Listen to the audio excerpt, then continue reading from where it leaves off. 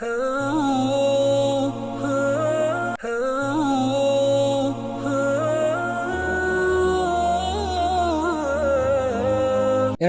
அல் மஸ்ஜிது நபவி மதீனா முனவருடைய ஹுத்பா. இந்த ஹுத்பாவை ஷேக் ஹுசைன் ஆலு ஷேக் ஹபீத் நடத்திருந்தார்கள். கடும் உஷ்ணத்திலிருந்து நாம் பெற வேண்டிய படிப்பினைகள், உஷ்ணமான காலம், சூடான காலம், அதனால் நாம் பெற வேண்டிய படிப்பினைகள்.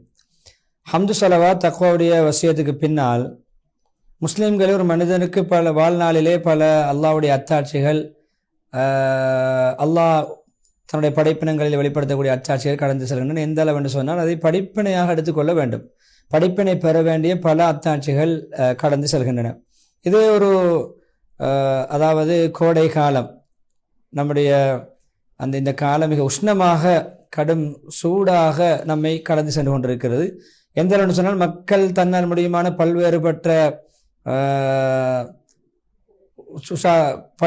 காரணிகளை கையாண்டு, வழிமுறைகளை கையாண்டு உஷ்ணத்திலிருந்து தப்பிக்கொள்ள வேண்டும், தவிந்து கொள்ள வேண்டும் என்று, அவருடைய காரம் அகோரத்திலிருந்து பாதுகாத்து கொள்ள வேண்டும் என்று பல ஏற்பாடுகளை, பல சாதனங்களை பயன்படுத்துகின்ற காலம். இந்த அலையக்கூடிய துனியாவிலே அவர்கள் உஷ்ணத்திலிருந்து தப்பிப்பதற்காக பல வழிகளிலே முயற்சி செய்து கொண்டிருக்கிறார்கள். என்றாலும் இந்த உலகத்தில் இவ்வளவு உஷ்ணம், அதிலிருந்து பாதுகாப்பு பெறுவதற்காக வேண்டி உஷ்ணமான காலத்தை குளிர் பிரதேசங்களுக்கு அல்லது வீடுகளுக்குள்ளே தங்குமிடங்களிலே குளிரூட்டிகளை கொண்டு குளிரூட்டி கொண்டு அதிலிருந்து பாதுகாப்பு பெறலாம். ஆனால் மறுமை எப்படி இருக்கும்? அழியக்கூடிய துனியாவுடைய உஷ்ணமே இப்படி சிரமமாக இருக்கின்ற பொழுது மறுமையுடைய உஷ்ணம் எப்படி இருக்கும்? அது இரண்டு முடிவுகள் தான். ஒன்று சொர்க்கத்தின் பக்கம் அல்லது நரகத்தின் பக்கம். இரண்டை தவிர வேறொரு இடம் கிடையாது. எனவே சொர்க்கமா நரகமா என்ற அந்த கொழுந்து விட்டறி நரகமா அல்லது எப்பொழுதுமே அழியாத சுவர்க்கமா என்ற இரண்டு இடங்கள் தான் மக்கள் தங்குகின்ற இடம். அந்த இடங்கள் மத்தியில் மறுமையுடைய உஷ்ணம் எப்படி இருக்கும்? ஒரு புத்திசாலி எப்பொழுதுமே சந்தர்ப்பங்களை பயன்படுத்திக் கொள்வார். அவருக்கு அல்லாஹ்வுடைய வழிமுறைகள், அல்லாஹ்வுடைய படைப்பு அமைப்பதற்கு அல்லாஹ் வெளிப்படுத்தின வழிமுறைகள் ஒவ்வொன்றும் கடந்து செல்கின்ற பொழுது அதை பயன்படுத்திக் கொள்வார். அல்லாஹ்வுடைய அபூர்வமான அத்தாட்சிகளை கொண்டு படிப்பினை பெறுவார். எப்பொழுதுமே மறுமையிலே உண்மையான வெகுமதி கிடைக்கிற நாளுக்காக வேண்டி அவர் தயாராகுவார், மறுமைக்கான தயாராகுவார். இறைவனை திருப்திப்படுத்துகின்ற அமல்கள் மூலமும் அப்படி அவர் தயாராகின்ற பொழுதோ, இறைவனை திருப்திப்படுத்த எத்தனைக்கின்ற பொழுதோ அது அவருடைய நிரந்தர வெற்றிக்கு காரணமாக அமையும், நிரந்தரமான ஜெயம் பெறுவார். நிச்சயமாக இந்த கோடை கால உஷ்ணம் இருக்கிறது, கடினம், அந்த உஷ்ணத்துடைய அந்த கடுமை எப்பொழுதுமே நமக்கு இந்த துனியாவிலிருந்து நாம் மறுமைக்காக வேண்டி சென்ற பிறகு அங்கு ஏற்படுகின்ற பயங்கரமான நம்மை திடுக்கிட வைக்கின்ற நிகழ்வுகள் நிறைந்த அந்த மறுமையை நமக்கு ஞாபகப்படுத்த வேண்டும்.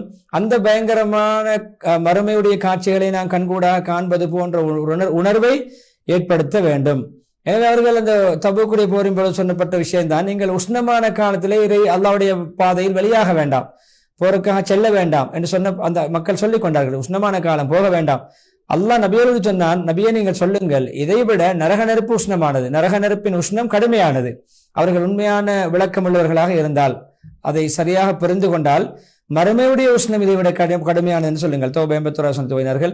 எனவே தன் மீது பாவம் செய்து அநியாயம் இழைத்துக் கொண்டவர்களே, நீங்கள் எப்பொழுதுமே உண்மையான இறைவனின் அளவற்ற அருளாளின் பக்கம் உண்மையான தௌபா செய்து மீண்டு கொள்ளுங்கள். அந்த சந்தர்ப்பங்கள்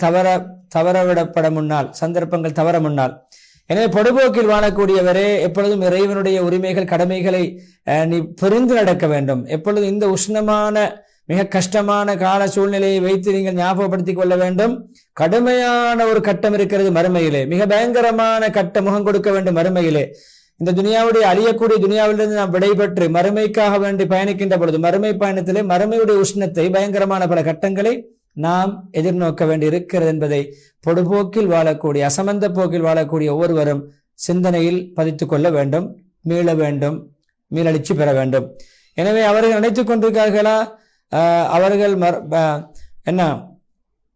பயங்கரமான ஒரு நாளுக்காக எழுப்பப்பட மாட்டாண்டு, அவர்கள் எழுப்பப்படுவோம் என்ற ஒரு எண்ணம் அவர்களுக்கு கிடையாதா?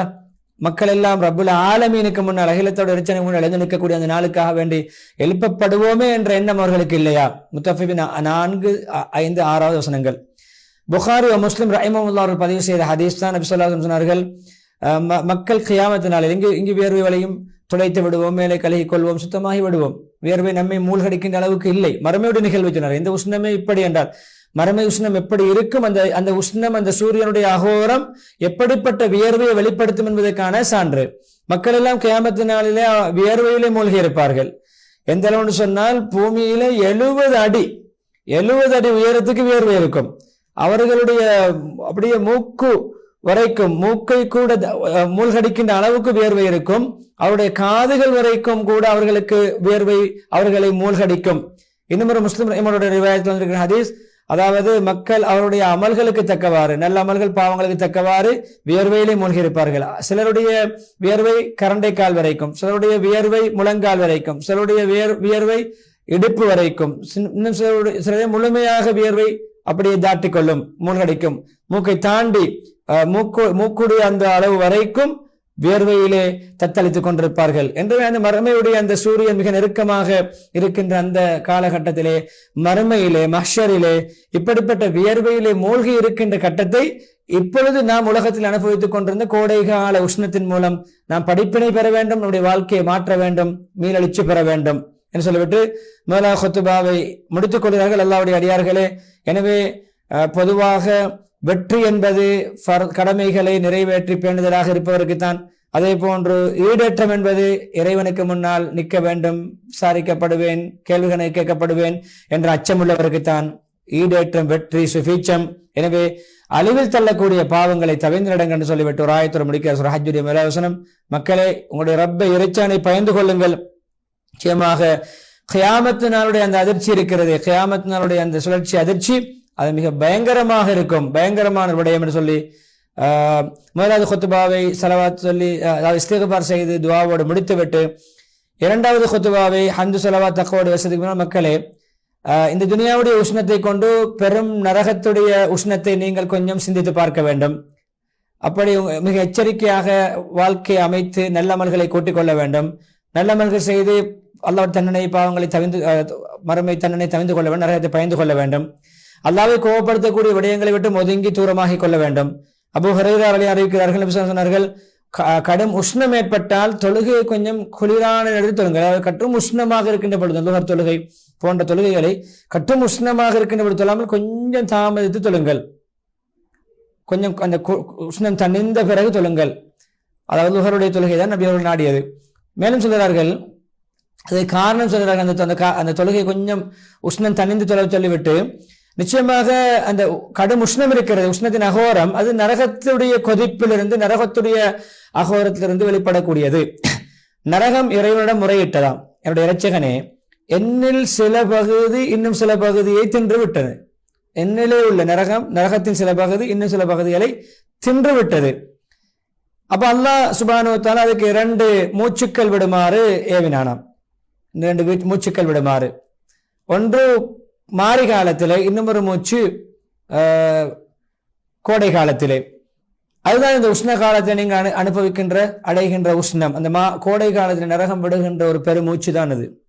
அதே போன்று நீங்கள் குளிர்காலத்திலே, மாரி காலத்தில் அனுபவிக்கின்ற குளிர் தான் அடுத்த மூச்சு. கடும் உஷ்ணமும் கடும் குளிரும் நரகத்துடைய உஷ்ணத்திலிருந்தும் நரகத்துடைய கடும் குளிரிலிருந்தும் உருவாகக்கூடியது என்ற புகாரி முஸ்லிம் ரஹ்மத்துல்லாஹுடைய ஹதீஸை சொல்லி இறுதியாக அல்லாஹ்வுடைய அடியார்களே, நீங்கள் இறைவனுடைய அத்தாட்சிகளை கொண்டு நீங்கள் படிப்பினை பெற வேண்டும். உலகத்தில் உலக படைப்பமைப்பிலே அல்லாஹ்வுடைய வல்லமைகள் சக்திகளை வெளிப்படுத்தி மாறி மாறி அல்லாஹ் விடயங்களை அமைப்பது.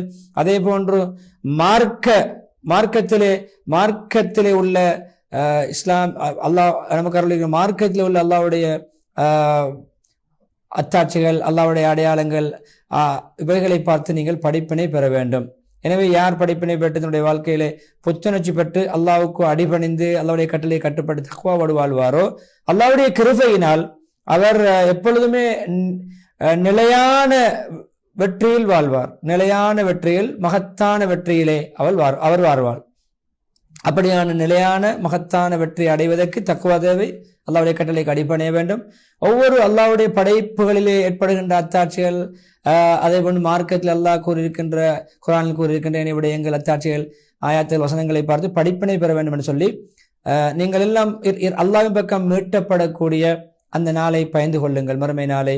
பின் ஒவ்வொரு ஆத்மாவும் தான் செய்த செயல்களுக்கு ஏற்ற கூலிகள் அவைகளுக்கு வழங்கப்படும், அவைகளுக்கு அந்த அநியாயம் செய்யப்பட மாட்டாது. பக்ரா 280 வசனத்தை ஓதி ஸலவாத் சொல்லி நின்ற துஆ பிரார்த்தனையோடு தன்னுடைய ஹுத்பாவை ஷேக் ஹுசைன் ஆலு ஷேக் ஹஃபிதுல்லாஹ் முடித்துக் கொள்கிறார்கள். விளம்பர இடைவெளி தொடர்ந்து மஸ்ஜித் அக்ஸாவுடைய ஹுத்பாவை இன்ஷா அல்லாஹ் நாம் பார்க்கலாம்.